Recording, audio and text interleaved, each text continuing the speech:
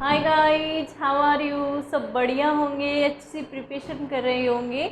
तो let's start the topic. कौन सा टॉपिक? आज नया टॉपिक स्टार्ट करेंगे और वो टॉपिक है पादपों में पोषण। पादपों में पोषण। पादपों में पोषण है, यूनिट फर्स्ट ही चल रही है। Nutrition, nutrition in plant, right. हाँ, नई तो वो यूनिट फर्स्ट ही चल रही है, नया टॉपिक है। इससे पहले कौन से दो टॉपिक कर लिए थे? माइक्रो ऑर्गेनिज्म कंप्लीट कर लिया था। माइक्रो ऑर्गेनिज्म में फर्स्ट यूनिट में 3-4 जगह जो दे रखा था उसको कंप्लीट कर लिया था। देन क्या किया था? प्लांट्स के टाइप डिस्कस किए थे ना, रूट, स्टेम, लीव्स, फूल, जो फ्लावर, फ्रूट हैं, इन सब के बारे में डिस्कस किया था। आज जो डिस्कस करने वाले हैं वो पादपों में पोषण है। लेकिन एक चीज़ मैं आपको बता दूं कि माइक्रो ऑर्गेनिज्म वाला टॉपिक बिल्कुल बेस्ट हुआ था और वहीं से क्वेश्चन है वो आ जाएंगे एग्जाम में। लेकिन एक यूनिट से 5 क्वेश्चन पूछे जाएंगे, है ना। और यूनिट है आपकी थोड़ी लेंदी यूनिट है, मतलब बड़ी यूनिट है। अब क्या है कि जो टाइप्स है ना, प्लांट्स के टाइप्स में थोड़ा सा लेवल अप करके चलेगी, क्योंकि हर एग्ज़ाम का लेवल होता है, हर एग्ज़ाम का रिकमेंडेशन होता है कि इससे ऊपर नहीं जाना है आपको। अब जैसे प्लांट में न्यूट्रिशन है, इसको फोटोसिंथेसिस को पढ़ने में भले ही 10 दिन लगा दो, वो भी कम पढ़ेंगे, लेकिन लेवल के हिसाब से चलना है कि कौन सा स्टैंडर्ड का पेपर है वो एग्ज़ाम में बनेगा। पर टाइप्स ऑफ प्लांट्स में प्लांट्स के पौधे के विभिन्न भाग में थोड़ा सा ऊपर चले गए थे, उसमें थोड़ा डिटेल में चले गए थे। अब थोड़ा सा लेवल थोड़ा कम करेंगे, आगे इस चीज़ का ध्यान रखेंगे, लेवल थोड़ा सा कम करेंगे उससे, और बिल्कुल जिस हिसाब का एग्ज़ाम मांग रहा है उसके अकॉर्डिंग चलेंगे। तो आज का टॉपिक है पादपों में पोषण। पोषण क्या होता है? सबसे पहले यहीं पे सब आता है, पोषण क्या होता है ये देख लेते हैं ना, फिर प्लांट्स में डिस्कस करेंगे कि पोषण क्या होता है। सजीवों के द्वारा जो भोजन ग्रहण किया जाता है, वो भोजन के उपयोग की विधि है, वो पोषण कहलाती है। मैंने इस डेफिनेशन में एक नाम यूज लिया है, वो है भोजन। भोजन को ग्रहण करना एवं उनके उपयोग की विधि। भोजन में क्या आता है? भोजन में आपको पता है कार्बोहाइड्रेट आता है, प्रोटीन आता है, फैट आता है, खनिज आते हैं यानी मिनरल्स आते हैं, राइट। अब क्या होगा? प्लांट्स में पोषण होगा तो प्लांट्स में पोषण में कार्बोहाइड्रेट, प्रोटीन, फैट, खनिज ये सब आएंगे। ये क्या कहलाते हैं? ये सारे के सारे क्या कहलाते हैं? ये कहलाते हैं पोषक। ये पोषक कहलाते हैं। पोषक क्या होते हैं? पोषक जो कि हमारे लिए आवश्यक होते हैं, अत्यावश्यक होते हैं, वो पोषक कहलाते हैं। अब क्या डिस्कस करेंगे? एक क्राइटेरिया देखिए कि पोषण है, प्लांट्स में पोषण है, तो क्या डिस्कस करेंगे, क्या पढ़ेंगे। सबसे पहले मैं आपको बताऊं कि ये है कार्बोहाइड्रेट, प्रोटीन, फैट है, इनका तो पादप खुद निर्माण कर लेता है। इनका तो पादप है वो शरीर अपने अंदर निर्माण करता है, लेकिन खनिज का अपने अंदर निर्माण नहीं करता है, ये बाहर से मृदा से लिए जाते हैं। तो पोषण में क्या क्या डिस्कस करेंगे? एक तो कार्बोहाइड्रेट, प्रोटीन है। कार्बोहाइड्रेट के निर्माण के लिए जो बाहर से अकार्बनिक तत्व ग्रहण किए जाएंगे, उसकी सारी प्रोसेस पढ़ेंगे। यानी एक तो आएगा प्रकाश संश्लेषण, एक आएगा प्रकाश संश्लेषण, और दूसरा क्या आएगा? जो खनिज है, इन खनिज को भी प्लांट्स हैं वो मृदा से अवशोषित करेंगे, तो दूसरा सम्मिलित होगा खनिज पोषण। ये 2 चीज़ सम्मिलित होंगे, है ना। एक टाइप की मैं बात करूं तो प्लांट्स में पोषण है वो 2 टाइप का होता है। खनिज पोषण तो अलग हो गया, इसका तो अलग हो गया। लेकिन जब मैं प्रकाश संश्लेषण यानी कि इनके जो है वो कार्बोहाइड्रेट, प्रोटीन, फैट है, इनके उपयोग की मैं बात करूं तो प्लांट्स है इनका उपयोग 2 तरीके से करता है। एक कैसे कि एक तो इनका निर्माण खुद करता है यानी प्रकाश संश्लेषण करता है, यानी पादप क्या हो गए? स्वपोषी हो गए, है ना। और दूसरा टाइप क्या हो गया, दूसरा टाइप क्या हो गया कि पादप क्या हो गए, परपोषी हो गए। यानी कि इनका जो अकार्बनिक तत्व है इनको प्लांट्स है वो क्या करेगा, इनका यूज करके खुद भोजन नहीं बनाएगा, दूसरों पर निर्भर रहेंगे। बिल्कुल ऐसे प्लांट्स होते हैं, कुछ ऐसे प्लांट देखने को मिलते हैं इन्वायरमेंट में, पर्यावरण में, जो कि अपना भोजन खुद नहीं बनाते हैं, जो कि फोटोसिंथेसिस नहीं करते हैं या करने के बावजूद भी दूसरों पर निर्भर होते हैं, वो कहलाते हैं परपोषी। जो प्रकाश संश्लेषण करते हैं, अपना भोजन खुद बनाते हैं, वो स्वपोषी कहलाते हैं। तो इनकी दो की क्या करेंगे, इनकी दो की स्टडी तो अगले लेक्चर में करेंगे। आज जो डिस्कस करने वाले हैं वो है खनिज पोषण। खनिज पोषण पे जो है वो डिस्कस करेंगे। खनिज पोषण क्या होता है, कितने टाइप्स के होते हैं, प्लांट्स किस प्रकार से इनको ऑब्जर्व करता है। खनिज पोषण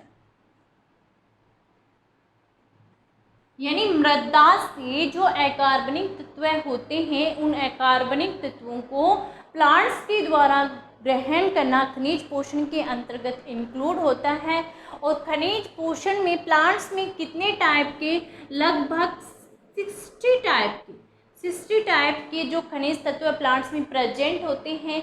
लेकिन अनिवार्य खनिज तत्व की मैं बात करूं तो पादप में अनिवार्य खनिज तत्व हैं, ध्यान दीजिएगा, कई बुक्स में 16 देखने को मिलता है, लेकिन अकॉर्डिंगली एनसीईआरटी 17 खनिज तत्व है वो पादप में अनिवार्य खनिज तत्व पाए जाते हैं।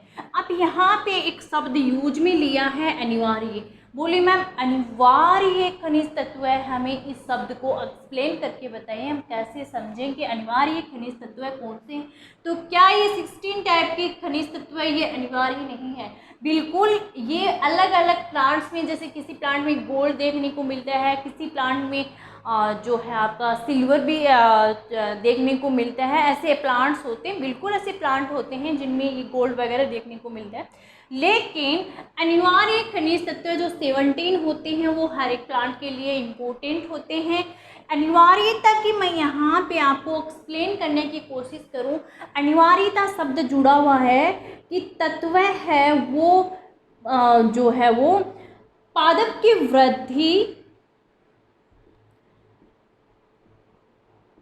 की वृद्धि और जनन के लिए जिम्मेदार हो। यानी कि उसके बगैर जो प्लांट्स की ग्रोथ है, रिप्रोडक्शन है, वो अफेक्टेड होती हो, उसके बगैर वो जो है वो ग्रोथ रिप्रोडक्शन नहीं होती हो। दूसरे में अगर अनिवार्यता की मैं बात करूं दूसरे करैक्टर की, तो अनिवार्यता यह डिपेंड है कि अनिवार्यता का अर्थ है कि तत्व की क्या, खनिज तत्व विशिष्ट होना चाहिए, विशिष्टता है, विशिष्टता से है अनिवार्यता का यहाँ अर्थ। यानी कि एक खनिज तत्व की आवश्यकता को दूसरा खनिज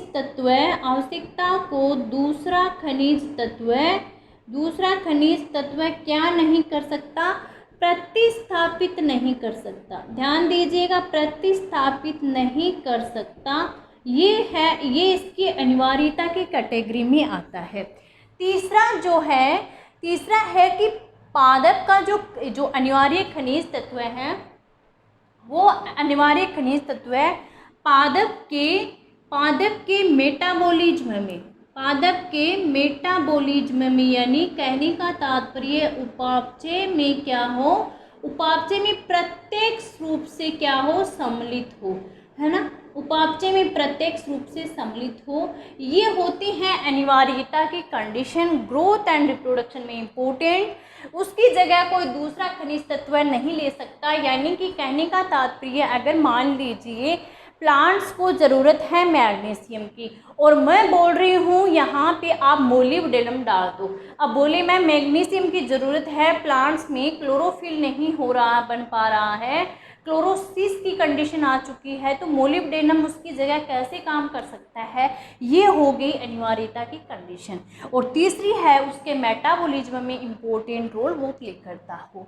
ये है प्लांट्स में 17 टाइप के जो खनिज तत्व हैं, अनिवार्य खनिज तत्व। अब इनको दो ग्रुप में बांट सकते हैं। अनिवार्य खनिज तत्व की मैं टाइप्स की बात करूं, इनको 2 ग्रुप में डिवाइड किया जा सकता है, 2 ग्रुप में। एक ग्रुप कौन सा होता है? एक ग्रुप होता है कि वृहत मात्रिक सूक्ष्म तत्व, वृहत मात्रिक खनिज तत्व बोल सकते हो, वृहत मात्रिक खनिज तत्व। और दूसरा जो होता है वो है सूक्ष्म मात्रिक खनिज तत्व, सूक्ष्म मात्रिक खनिज तत्व। ये इसका मतलब ये नहीं है कि सूक्ष्म मात्रिक यानी कि आवश्यकता नहीं होगी, ऐसा नहीं।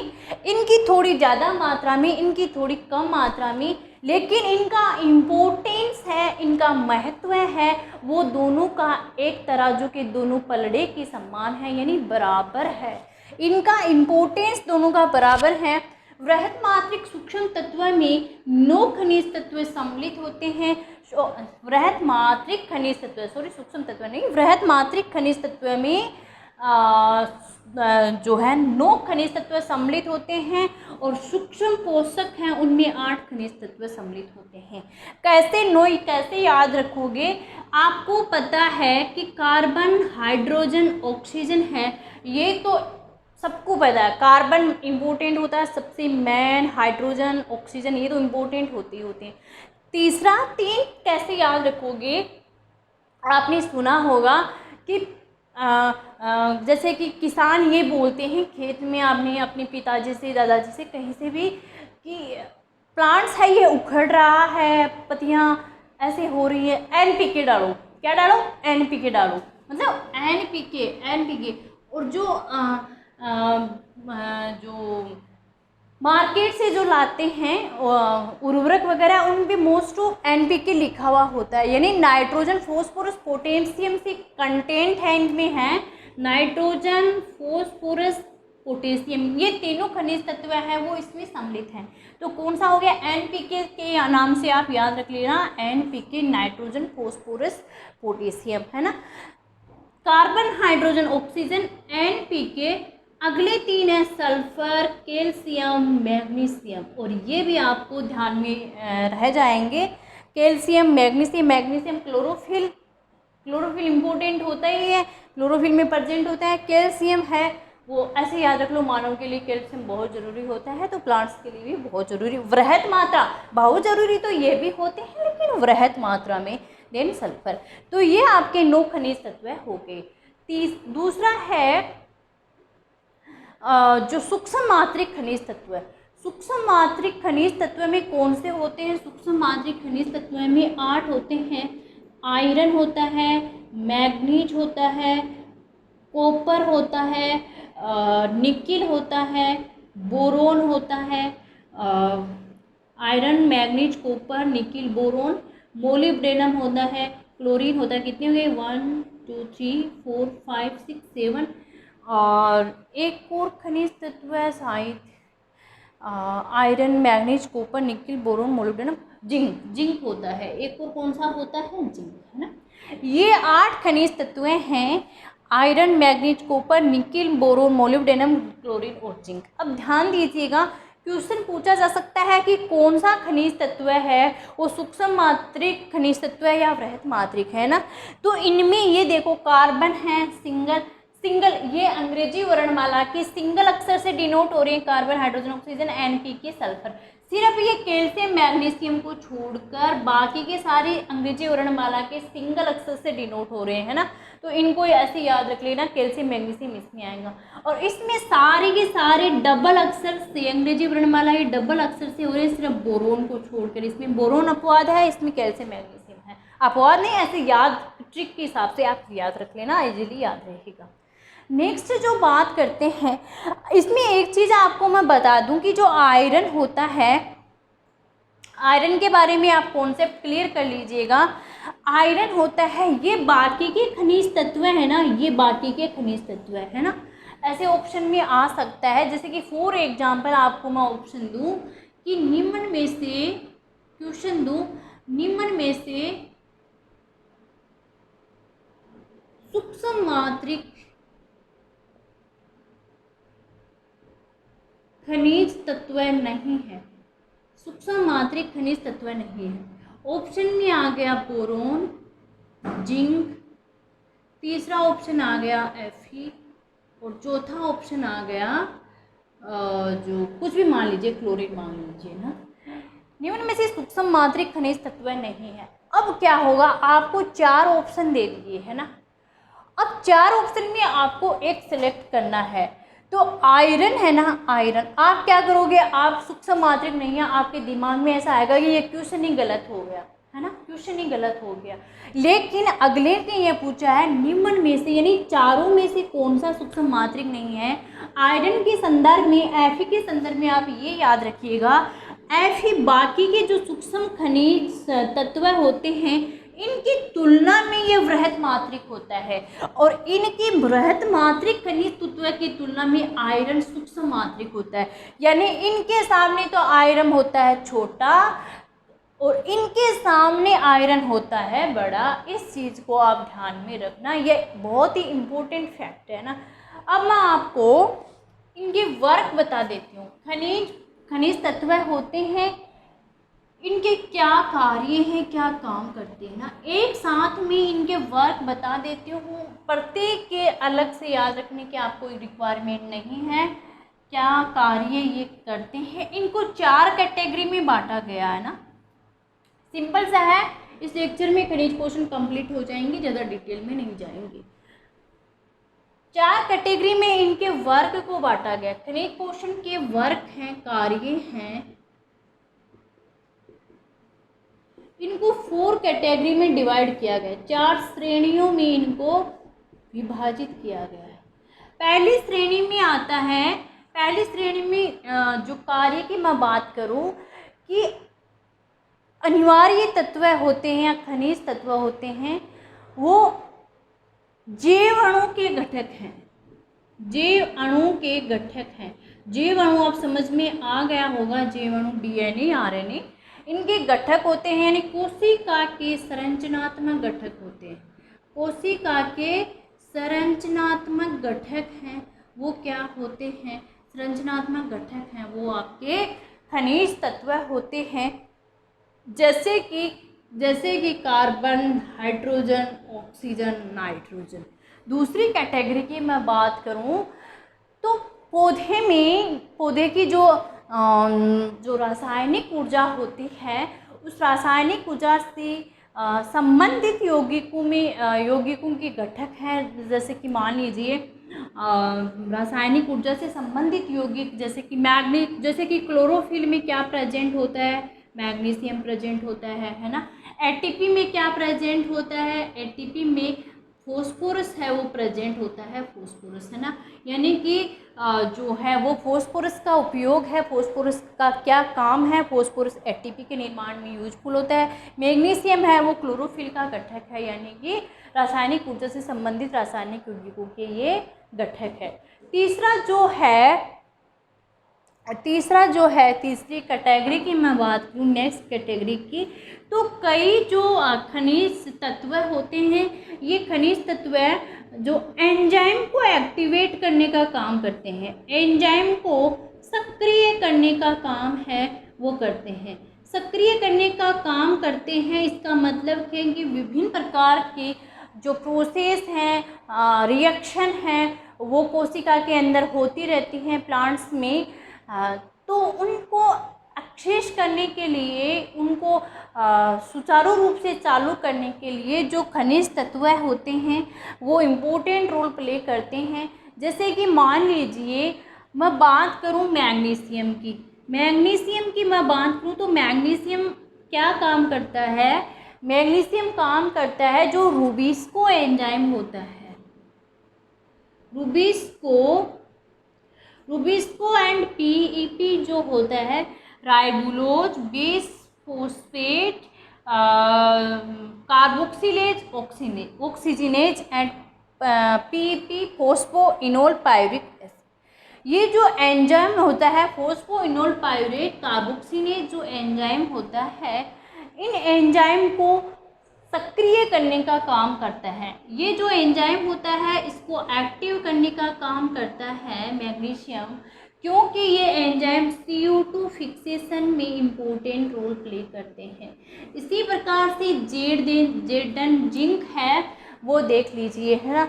जिंक है वो किसको एक्टिव करता है, जिंक अल्कोहलिक डिहाइड्रोजिनेज एक एंजाइम होता है, अल्कोहलिक डिहाइड्रोजिनेज एंजाइम को सक्रिय करने का काम है वो जिंक के द्वारा किया जाता है। इसी प्रकार से आप मोलिब्डेनम को देख लीजिए। मोलिब्डेनम होता है, मोलिब्डेनम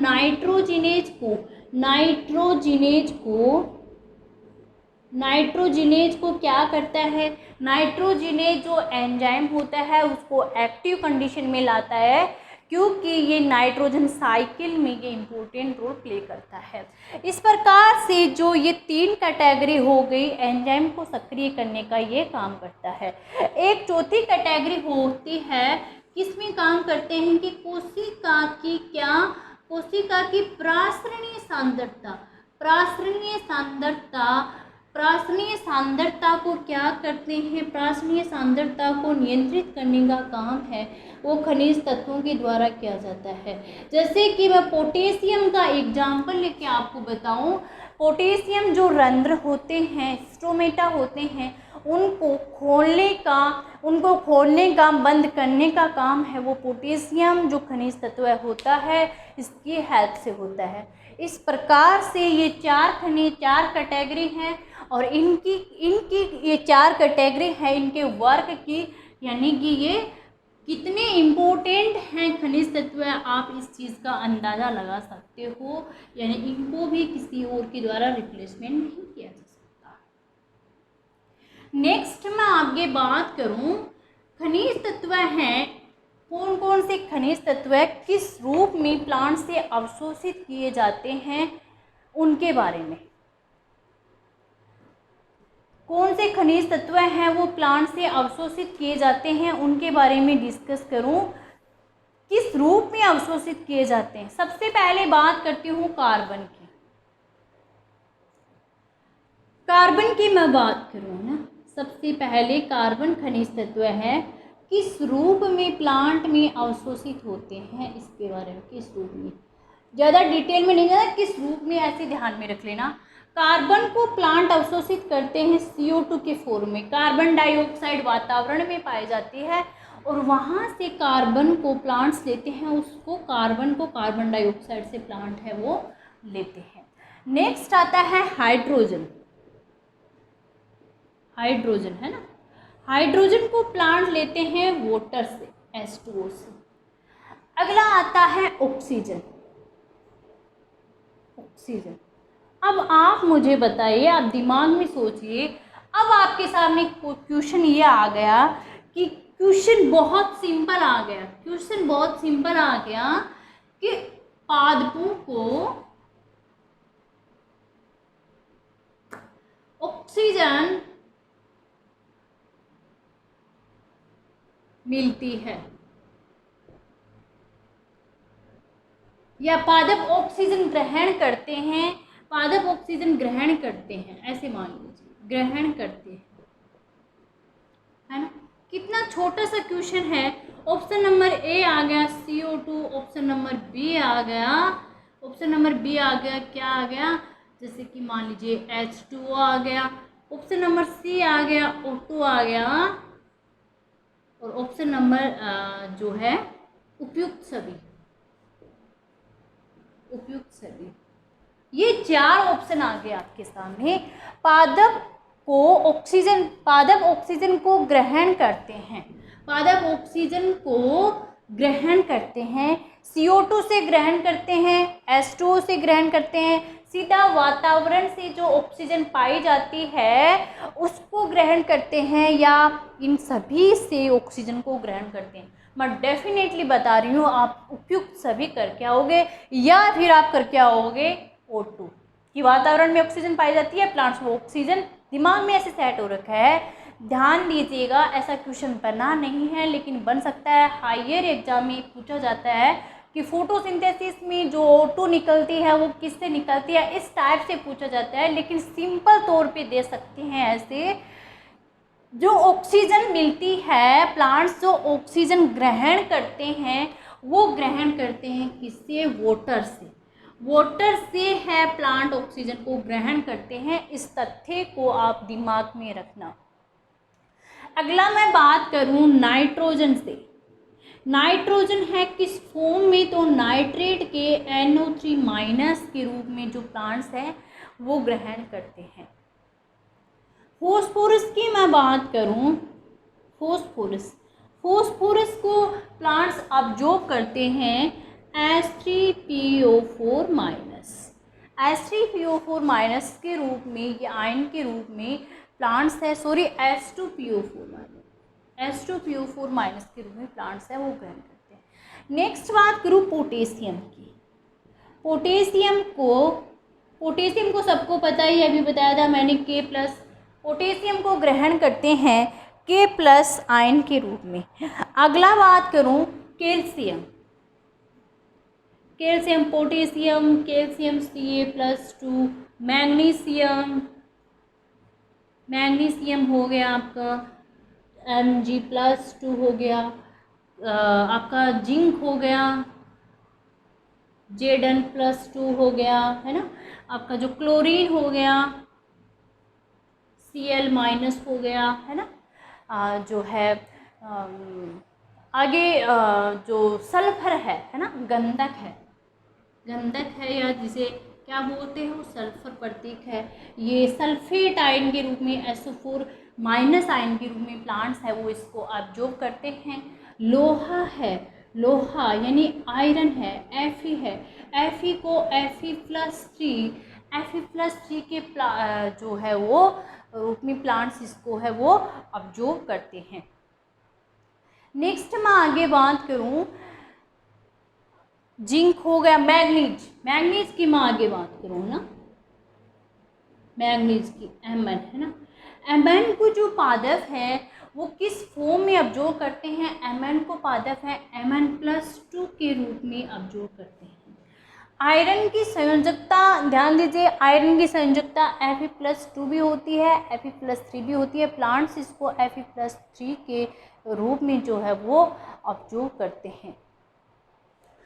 कॉपर की मैं बात करूं तांबा की, तो तांबा को प्लांट है, कॉपर को किस रूप में Cu+2 के रूप में प्लांट्स ऑब्जॉर्व करते हैं। बोरोन की मैं बात करूं, बोरोन को प्लांट है BO3 माइनस के रूप में प्लांट है वो इसको BO3 के रूप में प्लांट है वो इसको जो है वो ऑब्जॉर्व करते हैं बोरोन को BO3 के रूप में, B4O3 के रूप में भी प्लांट्स है इसको वो ऑब्जॉर्व करते हैं। मोलिब्डेनम की मैं बात करूं,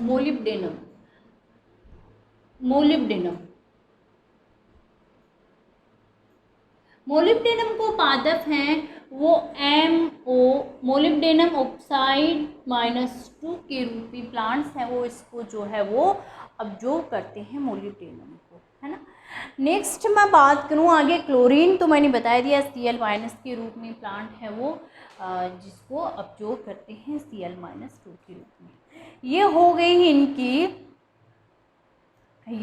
इनकी क्या कि किस फॉर्म में Fe+3, Mn+2, Cu+2, BO3-3, molybdenum +2 है ना, कई बार लिखने में ऐसे हो जाता है मुझे। तो हाँ, इस फॉर्म में प्लांट्स हैं वो जो है खनिज तत्व को अवशोषित करते हैं। आगे एक चीज़ मैं आपको बता दूं, एक और टॉपिक बचा है छोटा सा, इसमें क्या बचा है कि कई बार पूछ लिया जाता है किसकी कमी से क्या होता है ना, ऐसे रोग पूछ लिया जाता है प्लांट्स में, मैग्नीशियम की कमी से क्या होता है, इसकी कमी से क्या होता है। तो आपको एक एक याद नहीं रखना है, सिंपल सा एक फंडा अपना लीजिए। सिंपल सा फंडा क्या अपनाना है कि एक बीमारी देखने को मिलती है हरिमाहीनता, और जिसे कहा जाता है क्लोरोसिस, है ना। हरिमाहीनता को क्लोरोसिस कहा जाता है। अब इस हरिमाहीनता क्लोरोसिस के लिए कौन कौन से कारक खनिज तत्व जिम्मेदार हैं, तो इसके लिए जिम्मेदार हैं nitrogen, potassium, magnesium, iron, nitrogen, magnesium, iron हो गया, सल्फर, इसके लिए सल्फर होता है, मैग्नीज होता है, और आपका जो जिंक है वो इसमें इंक्लूड होता है, जिंक। और मोलिब्डेनम भी क्लोरोसिस के लिए जिम्मेदार होता है। तो क्लोरोसिस के लिए ये कारक हैं, ये जिम्मेदार। ऐसा नहीं है कि ये मोलिब्डेनम किसी और के लिए, क्लोरीन के लिए भी जिम्मेदार होता है, लेकिन क्लोरोसिस के लिए ये कारक मेनली है वो जिम्मेदार होते हैं। इनमें से कोई ऑप्शन आ जाए तो आप वो कर देना। Nitrogen, potassium, magnesium, iron, sulphur, manganese, zinc, molybdenum, है ना। सेकंड आता है नेक्रोसिस। नेक्रोसिस, नेक्रोसिस क्या होता है? नेक्रोसिस होता है पत्तियों का मुड़ जाना, है ना, पत्तियों में मुड़न आ जाती है। और नेक्रोसिस के लिए जिम्मेदार होता है पोटेशियम हो गया, मैग्नीशियम हो गया, कॉपर हो गया, कैल्शियम हो गया, है ना। पोटेशियम, मैग्नीशियम, कॉपर, कैल्शियम में नेक्रोसिस के लिए जिम्मेदार होते हैं। अगली मैं डिजीज़ की बात करूँ या कमी से होने वाले रोग की बात करूँ तो सेल डिवीजन में सेल डिवीजन के लिए कौन से जिम्मेदार हैं, कोशिका विभाजन के लिए कौन से खनिज तत्व जिम्मेदार हैं? तो वो जिम्मेदार है आपका नाइट्रोजन, पोटेशियम, मोलिब्डेनम, ये जो है इसके लिए सल्फर भी जो है वो रिस्पॉन्सिबल होता है सेल डिवीजन के लिए। डिले फ्लोरिंग की मैं बात करूँ, डिले फ्लोरिंग यानी फ्लोरिंग के लिए कौन से कारक जिम्मेदार होते हैं डिले फ्लोरिंग के लिए? तो डिले फ्लोरिंग के लिए जो कारक जिम्मेदार होते हैं वो आपके नाइट्रोजन हो गया, सल्फर हो गया, मोलिब्डेनम हो गया, ये मेनली फ्लोरिंग के लिए, यानी कि फ्लोरिंग है वो देवी से होती है, ये इसके लिए जिम्मेदार होते हैं, रेस्पॉन्सिबल होते हैं। खनिज पोषण है, प्लांट्स में खनिज पोषण कंप्लीट हो चुका, जो कि पोषण का एक भाग था। अगला पोषण का भाग है जो कि स्वपोषी और परपोषी इस आधार पर बांटे हुए हैं। स्वपोषी में फोटोसिंथेसिस डिस्कस करेंगे, परपोषी पोषण है वो अलग से डिस्कस करेंगे। तो आई होप मैं यहाँ क्लियर रही होंगी। और अगर आप चैनल पर अगर आप चैनल पर नए हैं तो चैनल को सब्सक्राइब कर लीजिए, बेल आइकन को प्रेस कर लीजिए, ताकि कोई भी वीडियो अगर आपके पास कोई भी लेक्चर मैं अगर रिकॉर्ड करूं तो वो आपके पास में जो नोटिफिकेशन है जल्दी से जल्दी आ जाए। और अपने फ्रेंड्स के साथ में भी इसको शेयर कीजिए। तो पढ़ते रहिए, मेहनत करते रहिए। All the best.